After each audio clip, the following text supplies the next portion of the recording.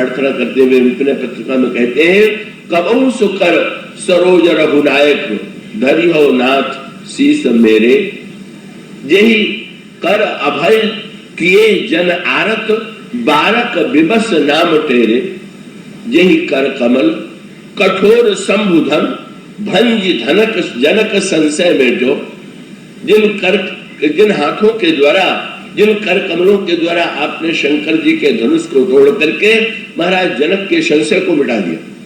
यही कर कमल कठोर शंभुधन भंज जनक संशय मेटो, और यही कर कमल उठाई बंधु जो परम प्रेम केवट भेटो। जिन कर कमलों से आपने केवट उठा करके हृदय से लगा लिया। यही कर कमल बाली विदारी दास ही तो कपिकुल पति सुग्रीव किए। यही गोस्वामी जी कहते हैं कि आपने शीतल सुखद, गोस्वामी जी कहते हैं प्रभु आपने जिन कर कमलों के द्वारा बाली का वध करके सुग्रीव को राज्य दिया, और आपने जिन कर कमलों के द्वारा गिद्धराज जी की पीड़ा को मिटाया। भारत बारक बारक विवश नाम तेरे, यही कर कमल कठोर शंभुधन भंज जनक संशय बैठो, यही कर कमल उठाए बंधु जो परम प्रेम केवट भेटो। यही कर कमल कृपालु गीध कह पिंड दे निज धाम की दियो, और यही कर बाल विदारी दास हित कपिकुल पति सुग्रीव कियो। आए शरण सभी तो विभीषण, यही कर कमल तिलक कीन्हो, और यही कर गही सर चाप असुर हति अभय दान देवन दियो। बहुत बढ़िया बात। कर और कर कमल कहने में गोस्वामी जी का दो अभिप्राय। कर कहने के में कठोरता का भाव आता है, और कर कमल कह दे तो कोमलता का भाव आता है। तो बोले प्रभु जो कोमल होते हैं उनमें कठोरता नहीं होती, और जो कठोर होते हैं उनमें कोमलता नहीं होती, पर आपके हाथों की विशेषता यह है कि उसमें कोमलता और कठोरता दोनों। क्यों? बोले अगर आपके हाथों में कठोरता न होती तो आप बाली का वध कैसे करें, कठोरता न होती तो रावण का वध कैसे करें। इसलिए एक और तो आपके हाथों में कठोरता है जिसके द्वारा आप वस्तुओं को नष्ट कर देते हैं, और यदि आपके हाथों में कोमलता न होती तो गीध की पीड़ा को दूर कैसे करते, केवट के हृदय को कैसे सांत्वना देते, कैसे विभीषण को राज्य तिलक देते। भगवान ने से जब तुलसीदास जी ने कहा तो मेटत पाप ताप माया, प्रभु पाप ताप माया को मिटाने के लिए तो कर बना लीजिए, और मेरे ऊपर छाया करने के लिए कर कमल बना लीजिए।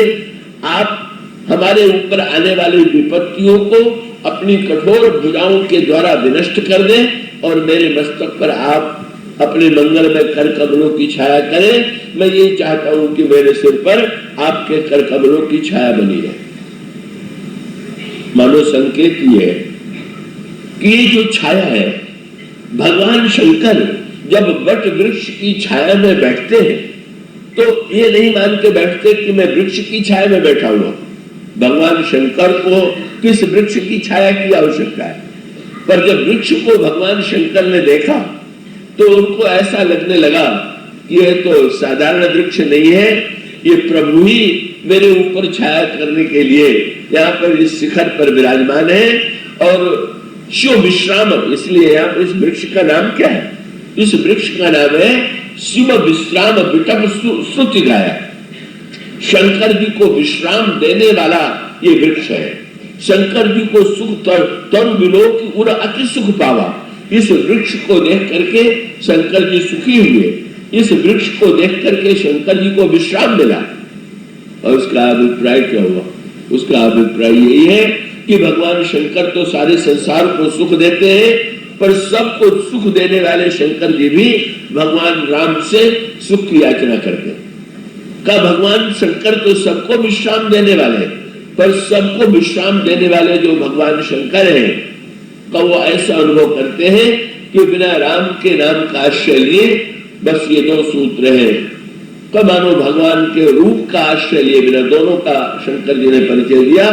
बोले जीव के जीवन में विश्राम की अनुभूति तब तक नहीं होगी जब तक वो राम के नाम का आश्रय नहीं होगा, और तब तक व्यक्ति को छाया की अनुभूति नहीं होगी जब तक भगवान के सौंदर्य के कर कमलों की छाया में विश्राम नहीं करेगा। इसलिए उस कथा से तो आप परिचित है कि जब समुद्र मंथन किया गया और समुद्र मंथन में किया गया अमृत के लिए और उसके स्थान पर विष निकल आया, तो ये जीवन का भी सत्य है। हम लोग सुख का अमृत पाना चाहते हैं, पर सुख को का अमृत पाने की चेष्टा में दुख का विष जीवन में आ जाता है, और जब दुख का विष आया तो सभी भगवान विष्णु को लाना देने लगे। आपने तो कहा था कि समुद्र में अमृत निकलेगा, यही अमृत है। हम लोग भी जब कभी जीवन में दुख आ जाता है तो भगवान को उलाहना देते हैं, पूजा पाठ हमने इसीलिए किया था, इतना जो कुछ हमने किया हमने सुख पाने के लिए किया तो दुख पाने के लिए किया। भगवान ने यही कहा कि निकलेगा, घबराओ नहीं। बोले निकलेगा कब महाराज? जब कोई इस जहर के बाद बचेगा तब ना आपका अमृत पिएगा, इस विष का क्या हो? तो भगवान ने यही कहा कि ये विष जो है ये तो शंकर जी ही पिएंगे। और जब देवताओं ने जाकर के कहा कि विष आप पी लीजिए, तो शंकर जी ने बहुत बढ़िया सूत्र दिया हम लोगों के लिए। क्या उन्होंने पूछ दिया, ये विष पीने के लिए कहा किसने, भेजा किसने? बोले भगवान विष्णु ने। बस गदगद हो गए। बोले उन्होंने भेजा है तो अमृत भेजा होगा, तुम लोगों को धोखा हो गया। बस इसका अभिप्राय कि ईश्वर का हाथ अगर दिखाई दे जाए तो फिर दुख में उस प्रकार के दुख की अनुभूति नहीं होती। जब प्रभु ने दुख भेजा है तो फिर इसके पीछे उनका हाथ है। वो आप कह रहे कथा मेढक की, पंपा सर पर भगवान स्नान करने के लिए चले और अपना नुकीला बाण जब उन्होंने पृथ्वी में ऐसे चुभोया तो एक मेढक था, उसको जाकर के लगा, रक्त की धारा बही। भगवान ने लक्ष्मण से कहा, लक्ष्मण देखो तो नीचे कोई जंतु लगता है, उसको मेरे बाण की चोट लग गई। लक्ष्मण जी ने खोदा तो देखा मेढक निकल आया। पर आश्चर्य, पहले भी मेढक नहीं बोला, और जब निकाल करके लक्ष्मण जी ने देखा घाव लगने पर व्यक्ति जो है बोलता है, फिर भी नहीं बोला। भगवान ने कहा कि भाई तुम्हारा बोलना तो संसार में प्रसिद्ध है, मेढक चाहे जब बोलते ही रहता है, तर्राता रहता है, और तुम्हें इतना कष्ट हुआ और तुम न पहले बोले ना बोल रहे। तो मेढक ने कहा कि महाराज किसी ने कष्ट और ने कष्ट दिया होता तो मैं आपको पुकारता, पर मैंने जब देखा कि ईश्वर ही कष्ट देने पर तुला हुआ है तो मुझे लगा कि फिर तो सह लेना ही अच्छा है। और फिर आप रक्त निकाल करके विरक्त ही तो बनाना चाहते होंगे। वैराग्य भी तो जीवन का एक महान लक्ष्य है।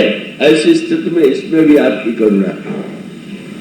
शंकर जी ने उस विष को लिया और उसे पी लिया।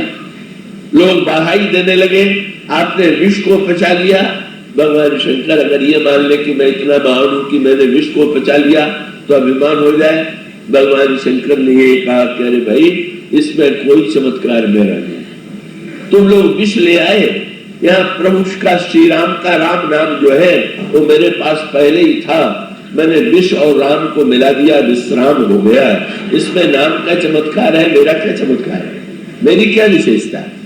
और इस तरह से उस दुख को भगवान के नाम के आश्रय से जब उन्होंने पी लिया तो विश्व विश्राम बन गया। गोस्वामी जी संकेत सूत्र इस संदर्भ में ये देना चाहते हैं कि भगवान शिव कैलाश शिखर पर जिस वट वृक्ष की छाया में विश्राम कर रहे हैं, जिस वट को देख करके भगवान शिव को इतना सुख मिला, इसमें वट में जितने लक्षण हैं सब उनको भगवान में दिखाई देते हैं। वहां शीतल मंद सुगंध वायु बह रही, तो उनको शीतलता, भगवान राम के गुण स्वभाव में शीतलता भी दिखाई दे रही है, मंदता भी दिखाई दे रही है, सुगंध भी दिखाई दे रही है। वृक्ष को देख करके लग रहा है साक्षात ब्रह्म की छाया में, श्री राम की छाया में हम विराजमान हैं। सबको सुख देने वाले प्रभु हमें सुख दे रहे हैं। और ये जो ठंडी ठंडी हवा, शीतल शीतल सुगंधित हवा बह रही है, ये प्रभु के स्वभावशील और गुण की हवा है। ऐसी मनस्थिति में जब शंकर जी भगवान के ध्यान में डूबे हुए हैं, उसी समय पार्वती आकर के प्रणाम करती हैं। इसके बाद की चर्चा कल होगी। बोलिए श्याम।